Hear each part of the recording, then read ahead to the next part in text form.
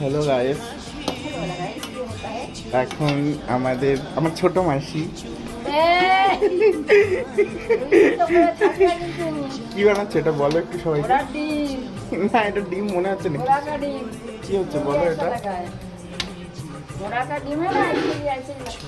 এখন মাসি এটা কি বলে, এটা রং রং ভাত। ও আচ্ছা, এটা বলে সেই পুষ্পান্ন।